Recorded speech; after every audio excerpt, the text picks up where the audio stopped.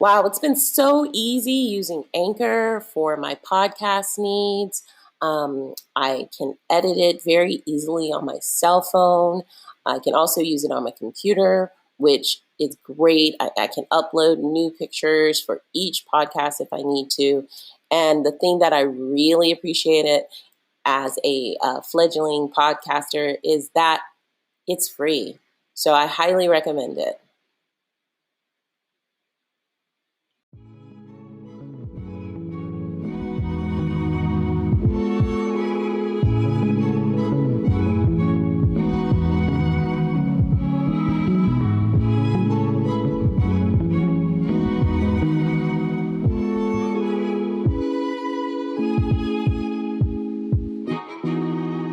Hello and welcome to EQ Above IQ, Parenting with Emotional Intelligence and Healing the Inner Child. My name is Trina Casey and I am your host. Thank you for joining me today. And today we're going to discuss something that I really want to flesh out and get people thinking about. And I think that the timing of this conversation is perfect, because there is so much going on. I want to talk about a emotion that is just floating around in the ethers right now, and it's very, very powerful, and that is fear. I've been told many times in my life that I seem fearless, and that is absolutely not true. So I want to sit and define first, and you can do a quick Google search on this and find this definition. So I'm just going to define it quickly. Fear is a natural, powerful, and primitive human emotion. I really want to focus on that word primitive, okay? It involves a universal biochemical response as well as a high individual emotional response. Fear alerts us of danger or a threat of harm, whether that danger is physical, psychological, doesn't matter. Sometimes it stems from real threats, but it also can originate from imagined dangers. I want you to focus on that, imagined dangers. And fear can also be a symptom of mental health conditions, such as panic disorder, social anxiety disorder, phobias, post-traumatic stress syndrome. And we've talked about PTSD in the past, so I won't revisit that today, but there's two primary reactions to perceived threat, and they are biochemical and emotional.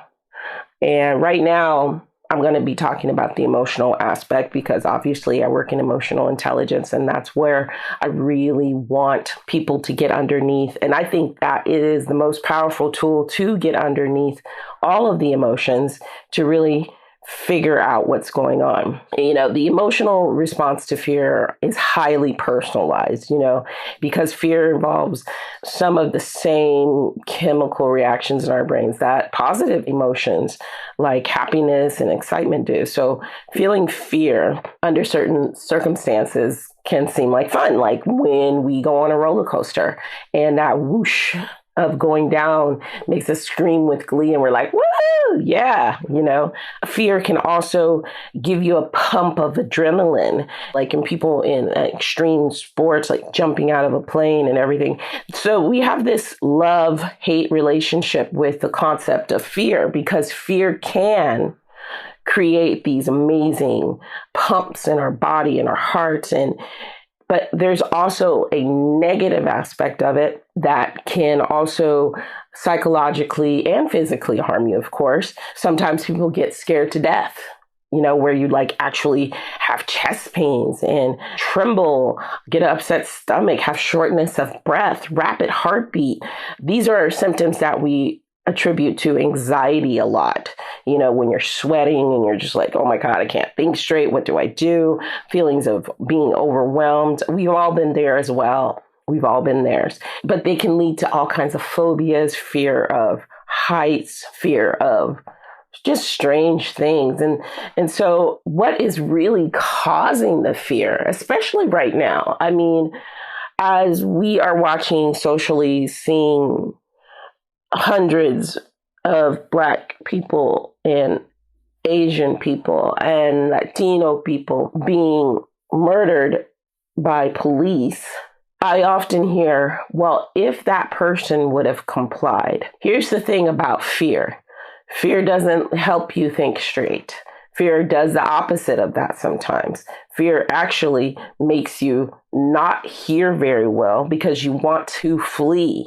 These are one of the, well, you can freeze, you can fight back, or you can flee. Those are the reptilian brain's reactions to fear. And they're deeply embedded in us as a species. It's primal. And this is something about police training. They really need to understand how they approach, because of their fear, is going to determine the fear of the person that they are pulling over in all kinds of situations. In this case, this poor boy, Adam, who just was murdered by police, 13 years old, raising his hands. Of course, he was out late, probably not doing what 13-year-olds should be doing, but doing what common 13-year-olds are doing in certain neighborhoods and certain socioeconomical circumstances. They're out hanging with their friends. They're out challenging. They're out being 13. And these are things that the police need to start putting in their training. There needs to be a lot more psychological training and understanding the biological responses of people instead of them perpetuating more fear. And that's what I see. There are people joining the police force who are very fearful people, fear-based people. And they're going into this career because they want to prove to themselves that they're not afraid. But what they're actually doing is causing the problem. And it takes a very level-headed, rational, and physically strong person to become a leader and to become someone who can be trusted in the community to do the right thing. And that's not what's happening. That's not what's in the training. And I don't think that these programs that they have in place that are training these enforcers were ever embedded in a place of understanding, of peace, of trying to get to the root of a problem. It's always been about brute force, and I want you to be afraid of me. You need to be afraid of me. But fear begets fear, and just like anger begets anger. And it's just not a healthy way to solve the problems that we are having in the world right now. So back to fear. So there are a couple types of fear. There's the kind of fear that comes over you because there's a threat right in front of you. You're about to be attacked, you're about to be hit or whatever. And then there's irrational fear. And irrational fear are things like, I have a fear of spiders and I've never been bitten by a spider. I have a fear of being in a box and never been in a box. Now, I'm not going to get into the metaphysical aspects of why that fear might be there because, I'm Buddhist. I believe that we are multidimensional beings and that we could have had a past life experience and that fear could be still deeply rooted in our DNA and our thought processes. So I'm not going to put it down, but we also need to get underneath and just figure out how can we react when our bodies are in these states of fear. Now, obviously, I think that we need to get to the root of why there's fear in the first place right now. We have these fears of not being able to provide for our family. So we work in jobs or we work in situations that can be dangerous, that are very unfulfilling, that make us feel less than, that make us feel that we're not good enough. And that's because the system is set up around scarcity. And scarcity creates fear. When you have an abundance of things, food, money, air, clean water, everything that is a part of our survival, you don't have as much fear. So where is this fear coming from? Well, of course, coming from the system. It's coming from people creating scarcity. And why do they create the scarcity? Because they fear there's not going to be enough, or they fear that they're going to lose power, or they fear that there's going to be an uprising and they're no longer going to be able to control people. But why do you need to control people? Where's that fear stemming from?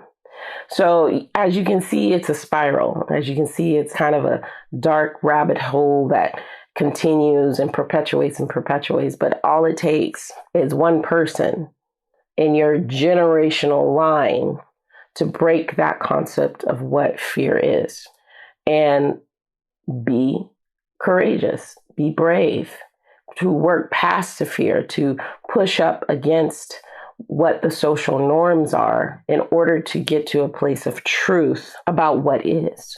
And if anything, when people say, oh, you're so fearless about doing what you do, you're traveling, you're seeing the world with your kid, you're doing all these things, and you think I'm not afraid.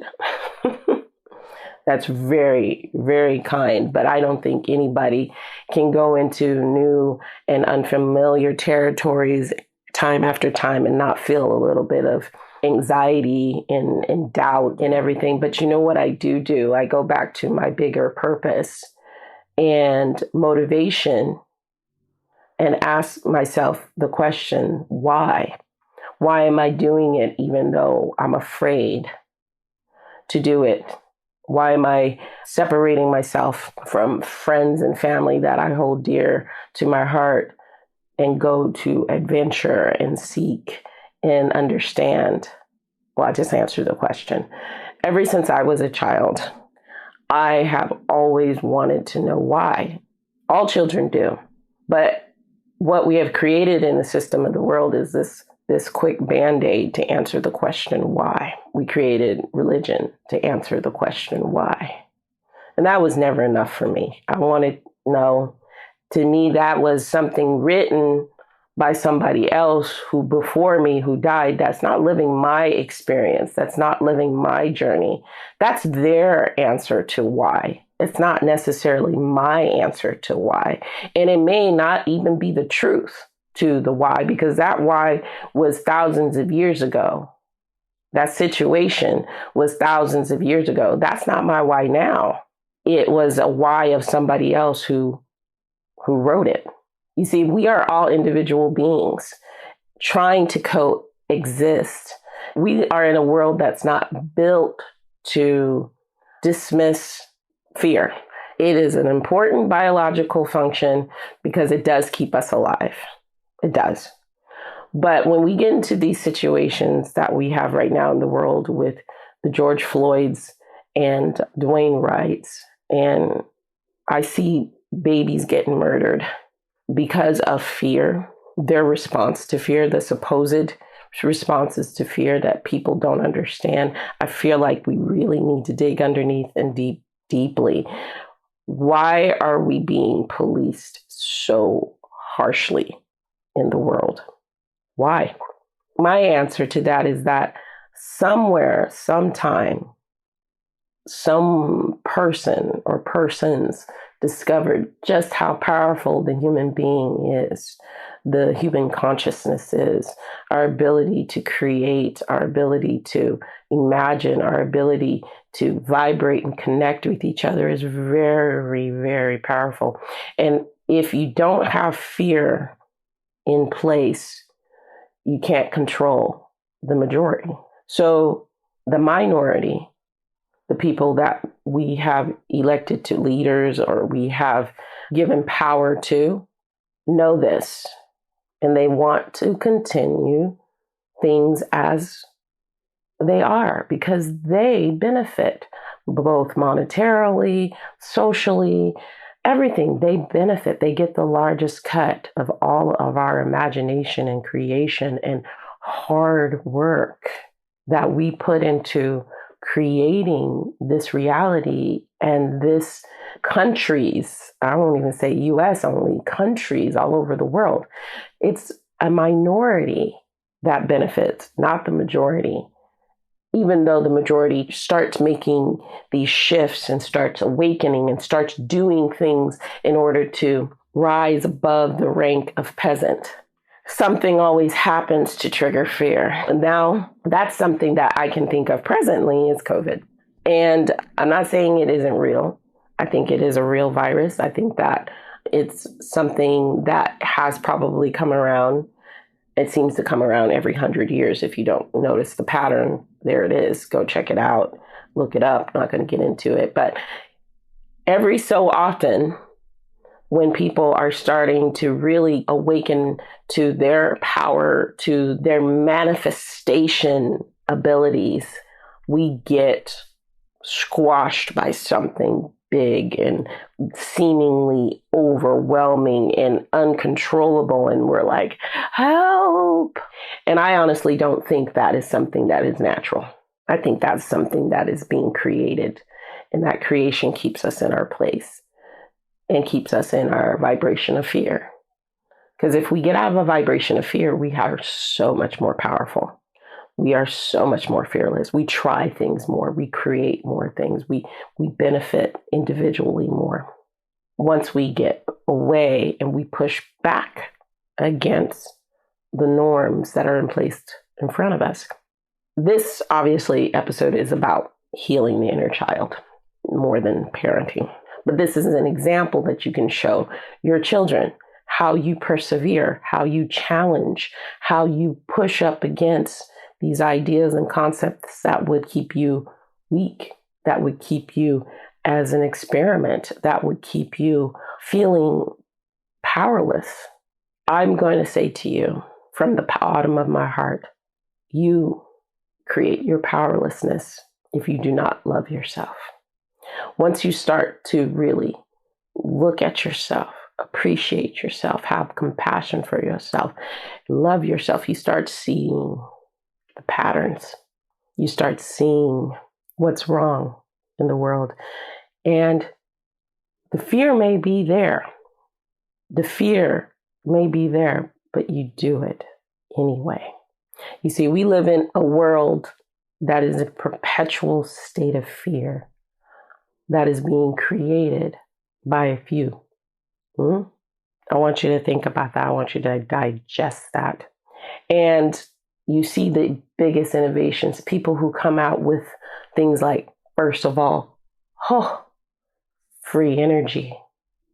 You see what happens to people who come up with concepts of free energy or about concepts of water, how to bring water out of the air. You see what happens to people who break the system. They somehow disappear, or something is wrong with them, or they're attacked, or they're discredited, or whatever the case may be. They're always, because there's just a small amount of people who want to keep the money and the power.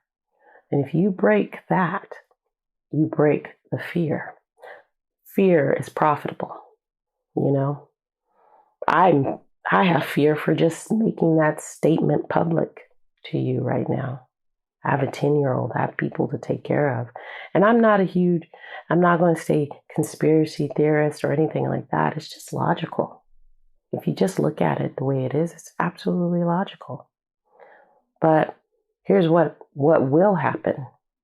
If we all collectively wake up, we can no longer go back to sleep, and changes will happen. And it's the people who woke up generations before us and pushed against these few.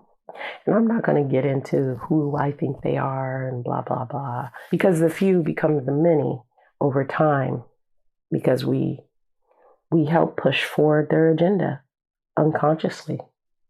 That's what we do. That's what we do when we post a picture of us. I got my vaccine shot. You know, I get it. You want to be a part of something. You want to be a part of feeling special. You want to, because that is the whole agenda, is about that, keeping the herd together. But to what end? To what aim?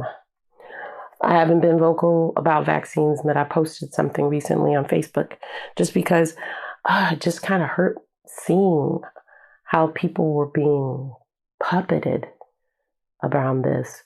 I don't have an opinion other than this. If you want to get your vaccine shot, go ahead and do it. You don't need to post a picture or video, say, look, I'm so cool, I'm this I'm celebrating, because there's a whole bunch of people in the world who are not going to have access to that. And what is that? Creating scarcity. Whenever we ever really ran out of anything, unless somebody else was pulling the strings to make it unavailable. I always find it interesting that the word scarcity has the word scare in it, fear. So do the mundane thing that you want to do and keep it to yourself. Because when you do post those pictures and celebrate and do all that stuff, what you're doing is you're perpetuating fear. Because there's some people out there that A, can't take the vaccine because it's a medical risk. B, there's people out there that can't get access to it. So you just perpetuate a fear. Oh my gosh, they got theirs? Oh my God, I can't even get mine. There's some places in the world that they're not going to be able to roll out vaccinations. And what they do, they're rolling out some version that could possibly kill you. Blood clots, all this Johnson's got recalled. And, they're making up a million excuses about rushing out something that they needed time. And they created a fear of urgency. And people want to go back to some normalcy life, which was never normal. If you really sit down and evaluate, there's no judgment. And that post was met with, why are you shaming people? Here's the thing about the word shame. Shame is the ego, and it's also an inside job. I don't have the power to shame anybody. End of story. Shame is your individual reaction and thought process about how you feel about yourself in a circumstance or situation. And that is something built up over years of programming and lack of self-love, lack of self-compassion. Because if you are loving yourself and you are compassionate towards yourself, there is nothing anyone can do to make you feel ashamed. You may feel guilt. And I've talked about that in previous episodes. Go back to season 1, breaking down the difference between shame and guilt. Guilt is a healthy emotion because it makes you go, makes you question your behavior, makes you go, maybe I didn't do the right thing or say the right thing. And that's healthy. Shame is saying, I'm a horrible person and there's nothing I can do to change that. No, I do not have the power to shame anybody because that's an inside job, baby. Inside job. So if you were taking this episode as something you are feeling shameful about, if you take all the murders of people of color by the police as something to feel ashamed about, you need to get a little bit deeper. You need to dig a little bit deeper and figure out why you don't love yourself.